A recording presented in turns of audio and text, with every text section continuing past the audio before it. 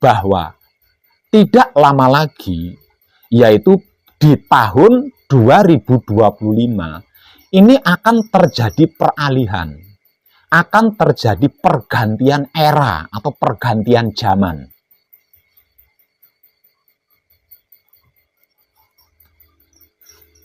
Artinya seperti yang sudah saya jelaskan tadi, ya. Seperti yang saya jelaskan tadi. Agar supaya kejadiannya tidak totalitas, gitu loh.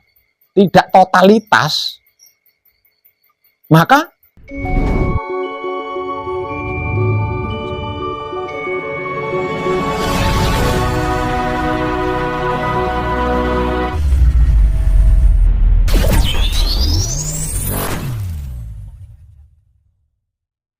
jika panjenengan mengkaji diri bersama saya, walaupun panjenengan tidak berhadapan secara langsung dengan saya, sungguh saya dapat menyaksikannya. Artinya, saya tahu ada beberapa kadang kita di luar sana masih mengalami keraguan-keraguan. Dan karena itu, sebelum saya mengajak panjenengan naik ke level yang lebih tinggi, terlebih dulu saya akan menjawab keraguan-keraguan para kadang kita di luar sana.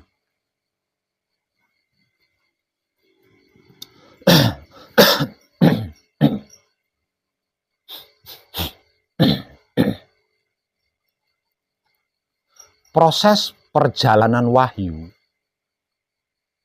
sejak zaman kakek moyang kita Adam dan Hawa, hingga sampai kapanpun itu tetap sama. Proses perjalanan wahyu sejak zaman kakek moyang kita, yaitu Adam dan Hawa, hingga sampai kapanpun, jika masih ada wahyu diturunkan ke bumi, proses perjalanannya itu akan tetap sama. Gitu. Dan biasanya ketika Maha Suci menurunkan wahyu ke bumi, berarti seiring berjalannya proses perjalanan wahyu yang diturunkan itu akan terjadi sebuah peralihan era kehidupan atau peradaban dari yang lama ke yang baru. Jika tidak akan terjadi sebuah perubahan peradaban kehidupan makhluk, maka Maha Suci tidak akan pernah menurunkan wahyu. Itu setahu saya. Jadi setiap kali Maha Suci menurunkan wahyu, berarti di Marcapada, di dunia ini akan terjadi perubahan atau peralihan era atau peralihan peradaban. Nah, itu sebelumnya Maha Suci menurunkan wahyu dulu. Dan seiring berjalannya proses perjalanan wahyu tersebut, maka akan terjadi sebuah perubahan atau pergantian zaman.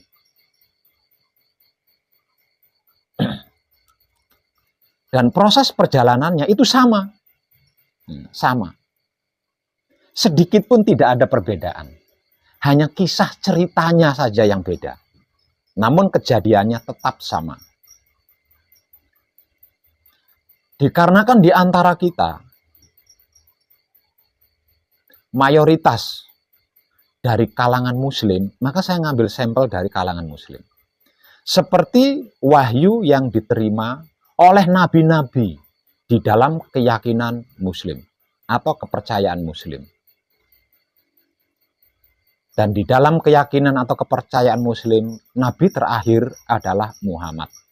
Nabi terakhir adalah Nabi Muhammad. Dan ketika Maha Suci menurunkan wahyu kepada Nabi Muhammad, nah prosesnya sama dengan wahyu-wahyu sebelumnya dan wahyu-wahyu sesudah itu. Proses perjalanannya adalah sama. Inti daripada maksud wahyu tersebut diturunkan dikarenakan akan terjadi perubahan atau akan terjadi peralihan peradaban kehidupan di dunia.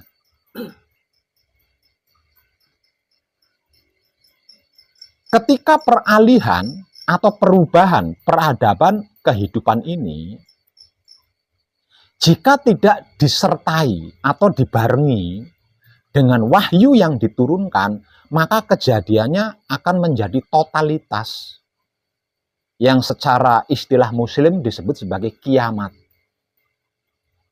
Jika tidak dilandasi dengan wahyu, maka kejadiannya akan fatal. Secara sederhana disebut kiamat. Kiamat dalam arti penghancuran. Jadi dihancurkan dulu, yang sudah ada itu dihancurkan dulu, kemudian diperbaharui. Agar supaya penghancuran ini tidak totalitas, dalam artian orang-orang yang baik masih tetap ada. Orang-orang yang bijaksana masih tetap ada. Orang-orang yang berkesadaran cinta kasih sayang masih tetap ada. Nggak ikut hancur. Gitu. Maka diturunkanlah wahyu. Itu kejadiannya sama.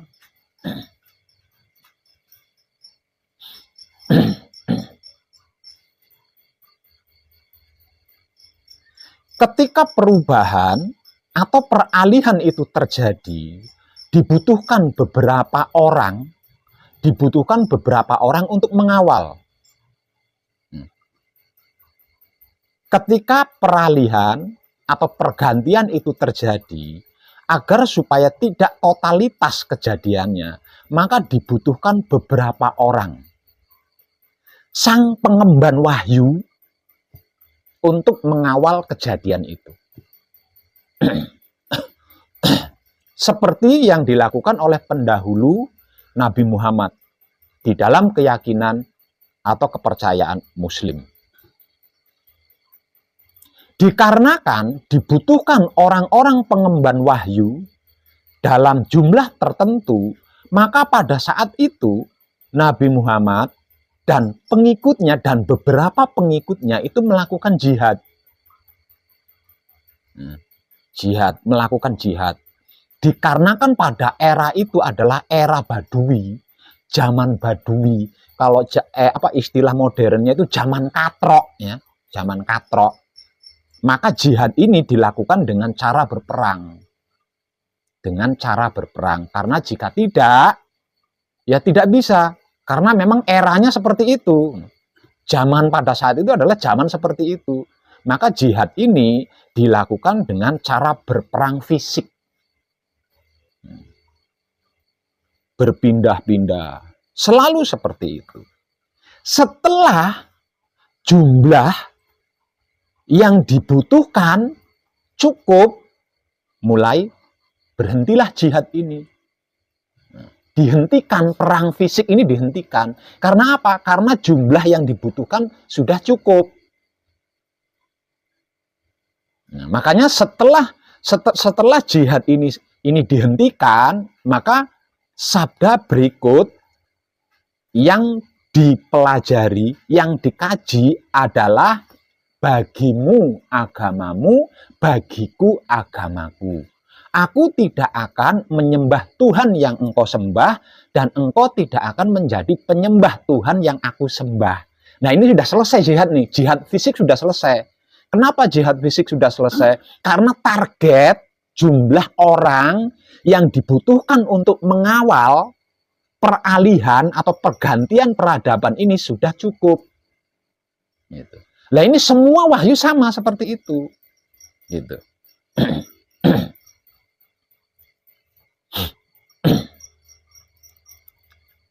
Termasuk wahyu panca gaib. Itu pun sama. Gitu. Perjalanan proses atau proses perjalanannya juga sama.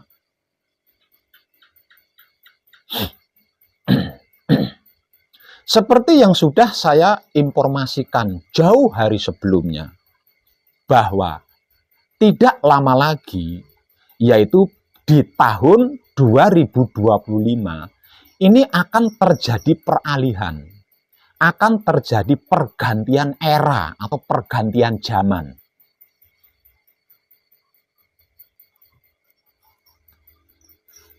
Artinya seperti yang sudah saya jelaskan tadi, ya.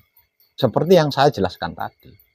Agar supaya kejadiannya tidak totalitas, gitu loh. Tidak totalitas, maka diturunkanlah kesempurnaan wahyu pancagaib, yaitu wahyu pancalaku. Agar supaya kejadian yang menjadi pergantian era atau zaman yang akan terjadi pada tahun 2025 tidak totalitas, maka Maha Suci menurunkan wahyu pancalaku sebagai penyempurna daripada wahyu pancagaib yang seumur dunia ini sudah diturunkan.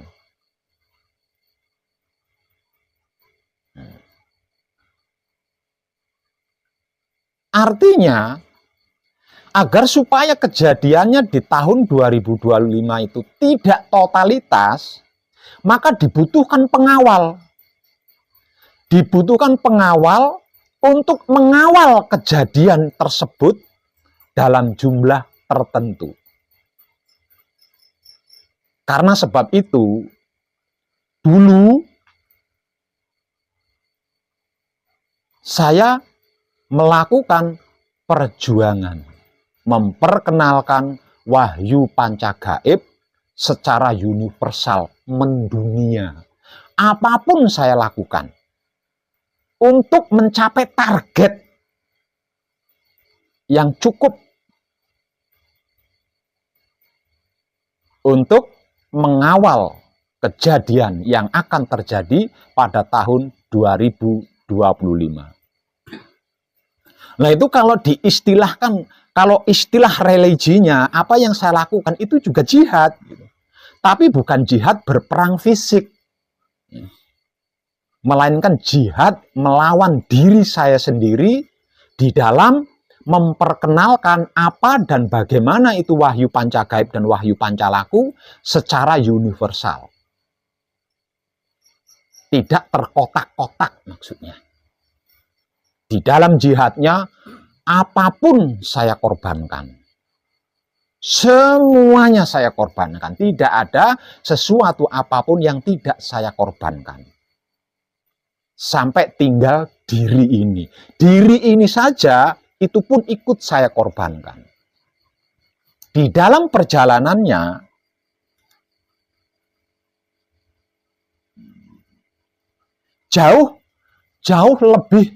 jauh lebih mengerikan dibanding jihad perang fisik.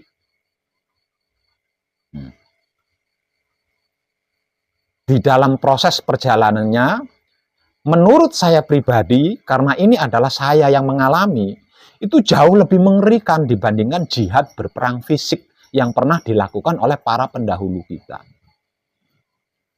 Karena apa yang saya lakukan, ketika saya memperkenalkan apa dan bagaimana itu wahyu pancagaib dan wahyu pancalaku secara rinci, difitnah, dihina, dibully, diadu domba, dituding-tuding, dimusuhi, dijatuhkan. Bahkan tidak jarang saya dipukul, disakiti, tubuh saya itu disakiti. Dengan fisik lagi. Namun saya tidak pernah menyerah karena saya sedang berjihad gitu loh. Karena saya sedang butuh gitu ya. Butuh jumlah orang-orang yang mengemban wahyu pancalaku. Agar supaya kejadian yang akan terjadi di tahun 2025 nanti itu ada yang mengawal. Sehingganya kejadiannya tidak totalitas. Gitu. Dan sepertinya sudah tidak ada lagi belahan bumi yang secara kasat mata terlihat ekstrim yang belum saya datangi. Tidak ada bagian belahan bumi yang secara kasat mata itu terlihat ekstrim, bahaya, yang belum saya datangi. Ketika saya sedang berjuang dan berkorban, memperkenalkan apa dan bagaimana itu wahyu pancagaib dan wahyu pancalaku, secara detail, secara rinci, dan secara universal, tanpa bendera, tanpa kotak-kotak dalam bentuk apapun. Mulai dari jalan kaki, sampai berganti berkendaraan motor, sampai berganti lagi berkendaraan mobil.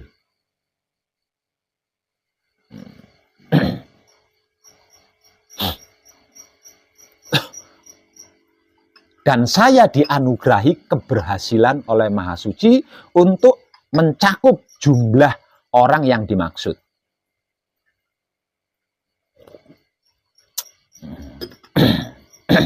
Sehingganya tercatat di dalam Android saya nomor telepon atau nomor WhatsApp sejumlah 13.017 nomor yang menyatakan dirinya aktif ikut mengkaji dan mempraktekkan wahyu pancagaib dan wahyu pancalaku.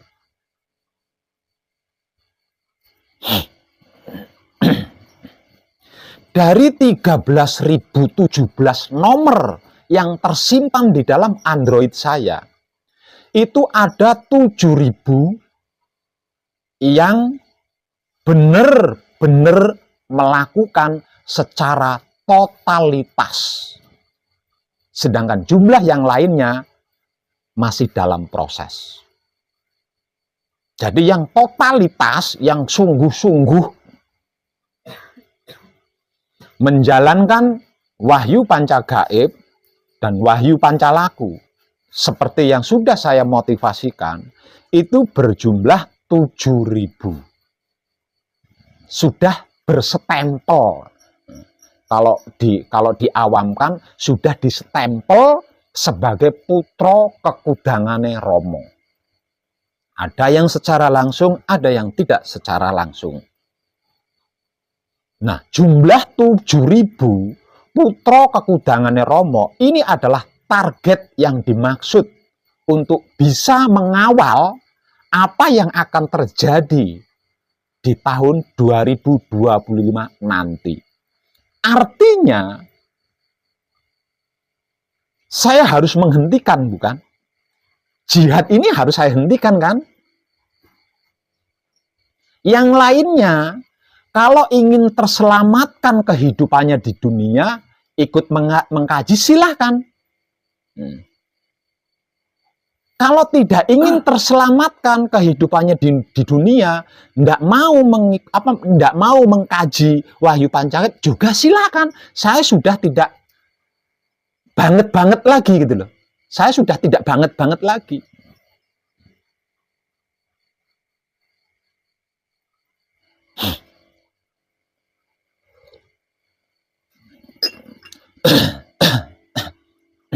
Nah, ini kaitannya.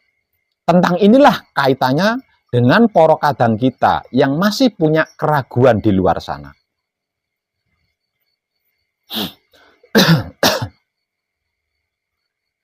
Yang perlu kita ketahui bersama, yang perlu kita pahami bersama, yang perlu kita mengerti bersama tentang kehidupan kita sebagai manusia hidup di dunia ini adalah keyakinan atau kepercayaan. Keyakinan atau kepercayaan ini adalah benang merah yang berhubungan langsung dengan Maha Suci. Selain kepercayaan, selain keyakinan, itu tidak secara langsung hubungannya. Jadi benang merah yang menghubungkan manusia hidup, bukan selain manusia loh ya. Jadi yang menghubungkan antara manusia hidup, benang merah yang menghubungkan antara manusia hidup dengan maha hidup adalah keyakinan atau kepercayaan. Jadi siapapun kita, jangan pernah memaksakan keyakinan atau kepercayaan seseorang. Karena jika ini dilakukan, maka panjenengan akan menghadapi atau akan berhadapan dengan hukum hidup atau hukum alam semesta. Kalau itu sampai panjenengan lakukan. Kenapa? Karena keyakinan atau kepercayaan manusia hidup itu tidak akan pernah bisa kalau tidak mengalami sendiri secara pasti dan jelas. Di dogma, di doktrin, model apapun, manusia hidup itu tidak akan pernah bisa percaya, tidak akan pernah bisa yakin kalau belum mengalami sendiri secara jelas dan pasti. Ini hukum alam. Ini hukum realita. Artinya, keyakinan atau kepercayaan ini kan tidak bisa dipaksakan, apapun alasannya. Nah, jika sampai ada seseorang memaksakan tentang keyakinan atau kepercayaan, maka dia akan berhadapan dengan hukum hidup atau hukum alam semesta. Yang secara awam disebut-sebut sebagai karma.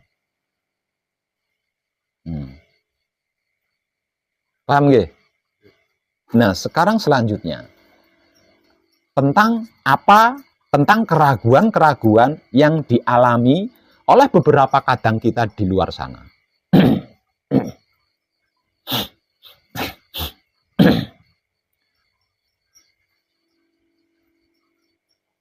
Panjenengan tahu apa itu kawin? Tahu nggak jenengan? Kawin itu apa? Nikah, kawin atau nikah? Perkawinan atau pernikahan? Panjenengan tahu tidak? Panjenengan sudah punya istri kan? Nah, sebelum punya istri, proses untuk menjadi suami istri itu kan pernikahan namanya atau perkawinan. Nah, panjenengan tahu belum?